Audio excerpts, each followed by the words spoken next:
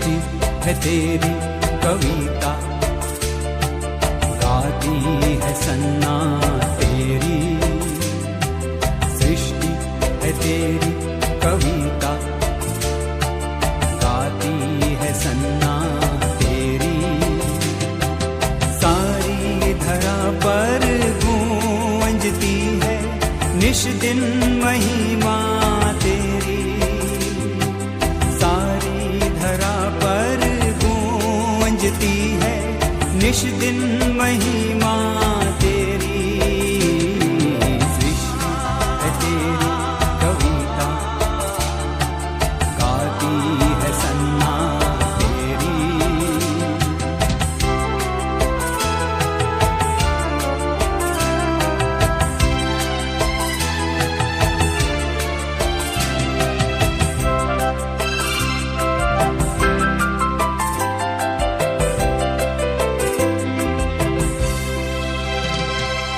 झरने की कलकल भी करती है तेरी महिमा। पक्षी भी गाते हैं तू है कितना महान। वन के सुमन भी हंसते करते हैं जय जयकार। वन के सुमन भी हंसते करते हैं जय जयकार। सृष्टि है तेरी कविता, गाती है सन्ना तेरी। सारी धरा पर गूंजती है निश दिन महिमा तेरी। सारी धरा पर गूंजती है निश दिन महिमा तेरी। सृष्टि है तेरी कविता, गाती है सन्ना तेरी।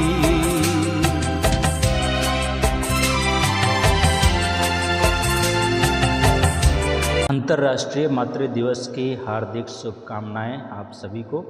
परमेश्वर आप सभी माँओं को बहुत बहुत आशीष दे और आपकी मुस्कान, आपके चेहरे की मुस्कुराहट, आपके जीवन का उमंग, आपके जीवन के समर्पण और त्याग और आपकी सेवा सराहनीय है।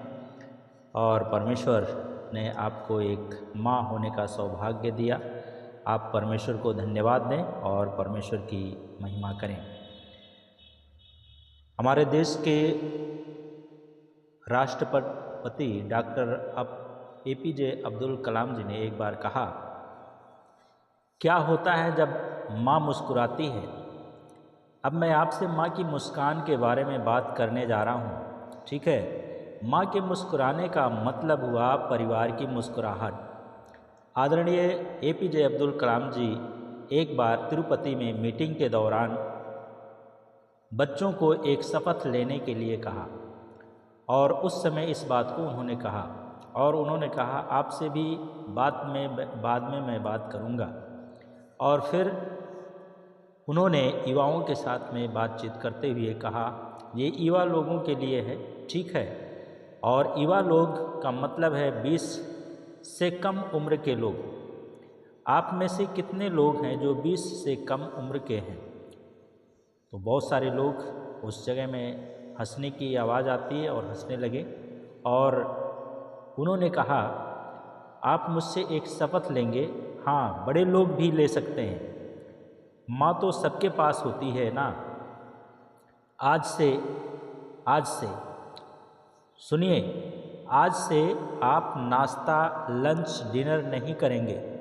आज से मैं ब्रेकफास्ट नहीं करूँगा।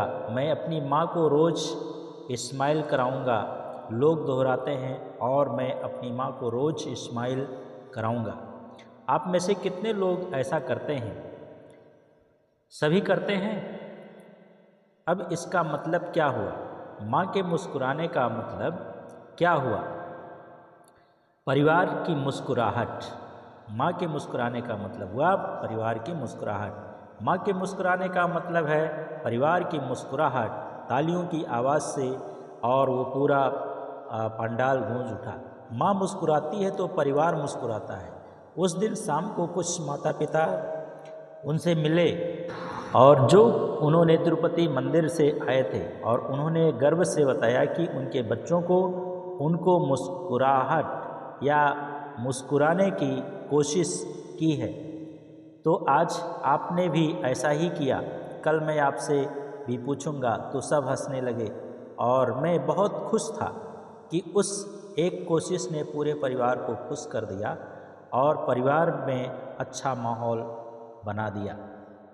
आज हम बात कर रहे हैं एक माँ का हृदय। तो एक माँ जब मुस्कुराती है तो पूरा परिवार मुस्कुराता है। इस कहानी को अभी हमने सुना। संसार की हर एक माँ का हृदय अलग अलग होता है। किसी का हृदय भक्ति का, किसी का उदारता भलाई का, किसी का प्रेम का, किसी का पवित्रता का, किसी का श्रद्धा का, किसी का सेवा का, किसी का वीरता का, और किसी का सहानुभूति से परिपूर्ण होता है, तो किसी का कठोरता और स्वार्थ और ईर्ष्या और कपट और धोखा और कुटिलता और अशुद्धता और लालच से भरपूर होता है। परमेश्वर का वचन हमें बताता है कि भली और बुरी दोनों ही प्रकार की स्त्रियों का वर्णन बाइबल करती है, दोनों प्रकार की माँओं का वर्णन करती है। एक माँ है जो जिसका नाम रिस्पा है। आज हम एक रिस्पा के बारे में देखेंगे कि रिस्पा के बारे में हम लोग दूसरा शमूएल तो उसका 3 अध्याय में और 21 अध्याय में हम लोग पढ़ते हैं। पहला इतिहास में भी हम लोग पढ़ते हैं। तो उसमें हम लोग इस बात को पढ़ते हैं कि शाऊल राजा की एक रखैल थी, उसका नाम रिस्पा था। रिस्पा के नाम का मतलब होता है फुटपाथ या गर्म पत्थर या कोयला। और उसके 2 पुत्र थे, अमोनी और मपीबोशेत। और शाऊल द्वारा गिबोनियों को मरवा डालने के दुष्ट कार्य के प्रायश्चित स्वरूप दाऊद राजा ने रिस्पा के दोनों पुत्रों को अर्थात शाऊल की बेटी मीकल के 5 पुत्रों को फांसी देकर मरवा डाला, और उनके शव को गिबा पहाड़ पर बसंत ऋतु से लेकर जब तक वर्षा ऋतु नहीं आई पड़े रहे। रिस्पा पहाड़ी पर टाट बिछाकर 7 माह तक, करीब 7 माह तक अपने पुत्रों के कंकालों की देखभाल करती रही। अंत में दाऊद ने रिस्पा के इस काम का समाचार जब सुना तो उसने उन कंकालों को आदर के साथ कीश के कब्रिस्तान में गड़वा दिया। और रिस्पा का ये कार्य सचमुच अनोखा और असाधारण था। इस कार्य से रिस्पा के हृदय की बहुत सी बातें हमारे ध्यान में आती हैं। आज हम रिस्पा के हृदय की बात करते हैं। एक माँ का हृदय है, और आज मातृ दिवस है, अंतर्राष्ट्रीय मातृ दिवस। तो उसमें हम लोग इस बात को देखने की प्रयास करेंगे। तो रिस्पा का जो हृदय था वो एक टूटा हुआ हृदय था। क्या कोई माता अपनी आँखों के सामने बच्चों को मरता देख सकती है? कभी नहीं। और वह भी जब उसके बच्चे का कोई दोष ना हो। रिस्पा के दोनों बेटे निर्दोष थे, पर उन्हें फांसी की सज़ा दी गई थी। माँ ने उन्हें कैसे प्यार से पाला था, कैसी कैसी योजनाएं उनके हृदय में थी, उनके लिए थी। और लेकिन जब अकस्मात आती है और कैसे क्रूर और लज्जापूर्ण रीति से उसके पुत्रों को फांसी दी गई है। एक माँ कैसे इस दुख को सहन कर सकती है, कौन उसका वर्णन कर सकता है। तो एक टूटा हुआ हृदय ले करके रिस्पा अपने जीवन को व्यतीत कर रही है। उसके बच्चे 2 बच्चे थे, दोनों फांसी पर चढ़ा दिए गए, लेकिन फिर भी वो अपने बच्चों के जगह से और उसका उनके साथ प्रेम करने से उसका हृदय कभी भी पीछे नहीं हुआ। दूसरी बात हम देखते हैं, एक व्यथित हृदय। रिस्पा का एक व्यथित हृदय था। और हम देखते हैं कि क्या ऐसी दशा में उस माँ को नींद आती होगी? क्या उसने खाना पीना अच्छा लगता होगा? उसके लिए समस्त संसार अंधकारमय दिखाई देता होगा। उसका हृदय बेचैनी के कारण मालूम नहीं उससे क्या क्या करने को कह रहा होगा। शायद वो बेचैनी में पागलों के समान यहाँ वहाँ भागती होगी, पर कौन उसकी सुनने वाला था? अब तो उनका काम तमाम हो चुका था। तीसरी बात जो रिस्पा के बारे में हम लोग पढ़ते हैं की दृढ़ संकल्प लेने वाली हृदय थी। दूसरा शमूएल उसका 23 अध्याय और उसका 21 से लेकर के 23 पद को जब हम लोग पढ़ते हैं, सो हम लोग शमूएल की किताब में इस बात को पढ़ते हैं। उसने सोचा होगा, हाँ मैं उन्हें अब पेड़ों से उतार नहीं सकती हूँ, ना उनकी लोथों को मांग सकती हूँ। मेरे प्यारे पुत्रों की लाशें शीघ्र ही पक्षी और जंगली जानवर चट कर जाएंगे। यह मैं क्यों कर अपनी आँखों से देख सकूँगी। अतः अपना सब कुछ छोड़कर, अपने घर को और अपने गृहस्थी को छोड़कर मैं उसी पहाड़ी पर जा बसूँगी जहाँ मेरे बेटों की लाशें टंगी हैं। और मेरा क्या होगा, इसकी कुछ चिंता किए बिना मैं अपने बच्चों के लाशों का अनादर होने नहीं दूंगी। चौथी बात है एक त्यागपूर्ण हृदय। दूसरा शमूएल और उसका 21 अध्याय उसका 10 पद में, मेरा तो सब कुछ जाता रहा, यही बच्चे तो मेरा आनंद और भविष्य का सहारा थे। अब जीवित रहने का क्या अर्थ है, उन्हीं के साथ मर जाऊं तो अच्छा है। मैं यद्यपि अकेली और असहाय हूँ, पर अब भी जो कुछ कर सकती हूँ करूँगी। कितना भी कष्ट, दुख, परेशानी, अपमान होगा, इसकी कोई चिंता नहीं, परंतु मैं अवश्य करूँगी। एक त्यागपूर्ण हृदय, हम उसके बारे में देखते हैं। आज के समय में, वर्तमान समय में हम देखते हैं कि त्यागपूर्ण जो हृदय है वो बहुत ही महत्वपूर्ण है। और हमारा देश की सेवा के लिए जो कार्य कर रहे हैं लोग, वे लोग भी एक त्यागपूर्ण हृदय के साथ में सेवा कर रहे हैं, अपने मातृभूमि की सेवा कर रहे हैं। पांचवी बात है एक धीरजवंत हृदय। केवल एक दिन नहीं, एक सप्ताह नहीं, पर महीनों निकल गए, मैं पहाड़ी पर पड़े पड़े अपना प्राण त्याग दूंगी। ना तो जंगली पशुओं का और ना हवा के पक्षियों का मुझे डर है। मैं देखूंगी ये कंकाल कब तक इस प्रकार यहाँ पड़े रहेंगे। एक दिन तो कुछ ना कुछ होगा, और यदि उस कुछ होने को मैं स्वयं अपनी आँखों से देखने पाऊँ तो कितनी धन्य होंगी। क्या आप माओ का हृदय एक धीरजवंत हृदय है। छठी बात है, उसके बारे में हम लोग देखते हैं, एक साहसी हृदय, साहस से भरा हुआ था। वो क्या एक अकेली स्त्री पहाड़ी पर जहाँ सुनसान हो रात दिन रह सकती है, पर मैं रहूँगी। उसने अपने हृदय में ठान लिया, अपने मन में ठान लिया रिस्पा ने, चाहे जो कुछ भी हो, अगर मैं अकेली हूँ तो क्या हुआ, एक दिन तो मरना ही है, पर क्यों मैं अपने बच्चों के कंकालों को पक्षियों और पशुओं द्वारा नष्ट होने दूँ। रात में किसको डर नहीं लगता, और जब मांसाहारी पक्षी तेजी से उड़ते हुए उन शवों पर हमला करते हों, या जंगली जानवर रात में दहाड़ते हों, चिल्लाते हों, गुर्राते हों, दौड़े चले आते हों, तो किसका दिल नहीं सहम जाता है। पर मैं क्यों डरूं, जो आता है आने दो। मैं इस स्थान से एक कदम नहीं हटूंगी। मैं एक पुरुष या सैनिक से कम नहीं हूँ। यह रिस्पा का साहस था, आपका क्या साहस है। एक माँ का हृदय रिस्पा का जैसा होना चाहिए, और रिस्पा के जैसे हमारा जीवन बनना चाहिए। सातवीं बात है एक सहनशील हृदय। माँ जो होती है एक सहनशील हृदय वाली भी होती है, और वो अपने बेटों की मृत्यु का दुख असहनीय था उसके, लेकिन रिस्पा ने वह प्याला भी पी गई। और जब मौसम की तपन, ठंड, पानी की झाड़ियाँ और इसके साथ लोगों की तरह तरह की बातें, भूख और प्यास, और ये सब उसके जीवन को अर्थात रिस्पा के संकल्प को से कभी भी उसे हटा नहीं सके, और वो धीरज के साथ में वो सब कुछ सहती गई, और जब तक उसने को अंतिम सांस नहीं आई तब तक वो सहती रही।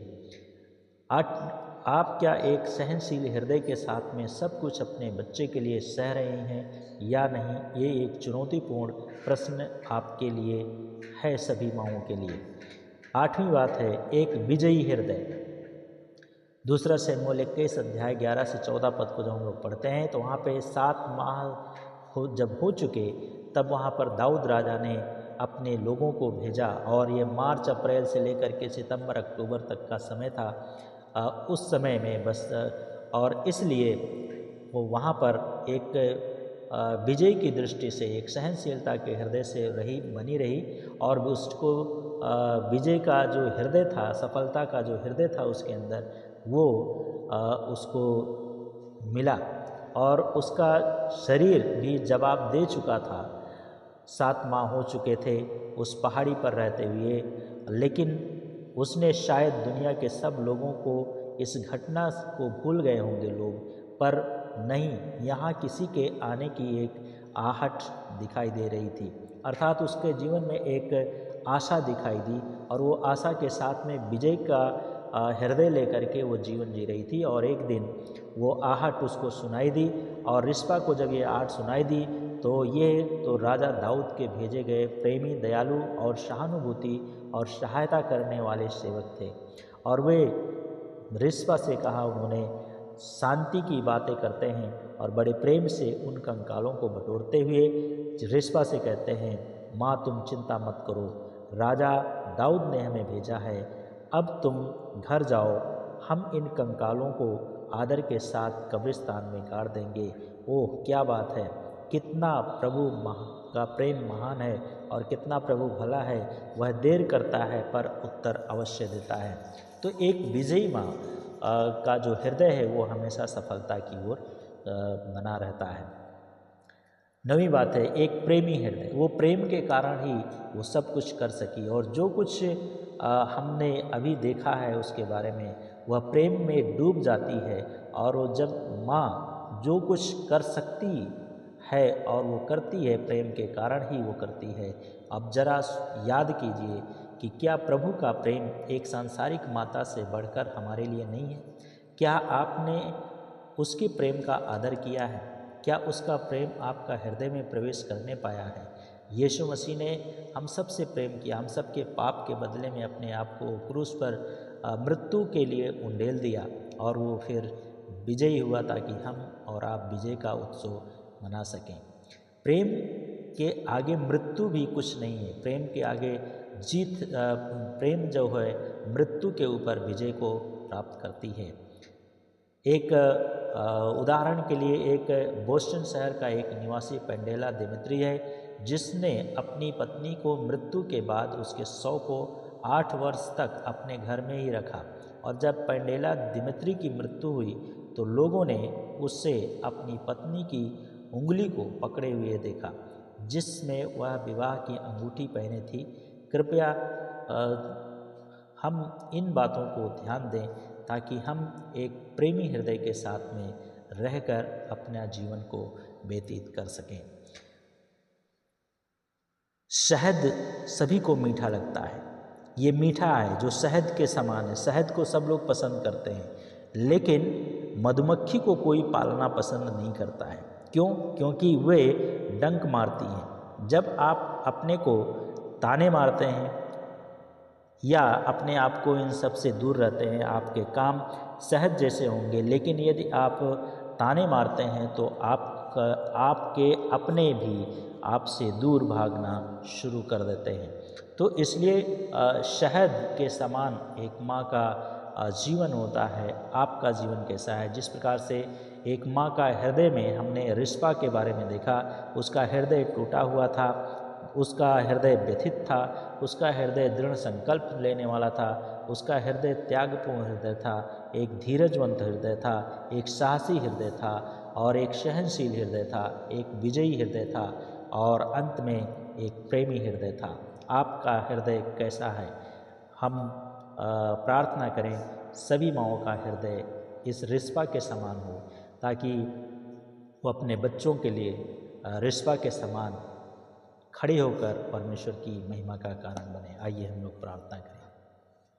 प्यारे यीशु, धन्यवाद देते हैं आज का दिन के लिए, इस समय के लिए जो आपने दिया, आपकी स्तुति करते हैं। हम प्रार्थना करते हैं सभी माँओं के लिए जो हमारा देश में है, चाहे वो नौकरी में है या सेना में है या किसी ऑफिस में वर्क में है या घर के काम में है, सभी माँओं को आपके हाथ में देते हैं और प्रार्थना करते हैं अपने बच्चों के प्रति सही तरीके से अच्छे बातों को सिखाने वाली बने, अच्छे तरीके से उनका पालन पोषण कर सकें और उसके द्वारा आपके नाम को महिमा मिले। अपने क्रूस की सामर्थ्य सभी माँओं को प्रदान कीजिए। जैसे प्रभु आपने अपने प्रेम को क्रूस पर प्रकट किया, उसी प्रकार से निस्वार्थ भाव से जो माएँ अपने प्रेम को अपने बच्चों के लिए प्रकट करती हैं, उनको परमेश्वर आप बहुत आयत से आशीषित करें। धन्यवाद के साथ हर बात में आपको महिमा देते हुए प्रार्थना यीशु नासरी के नाम से मांगते हैं, आमीन।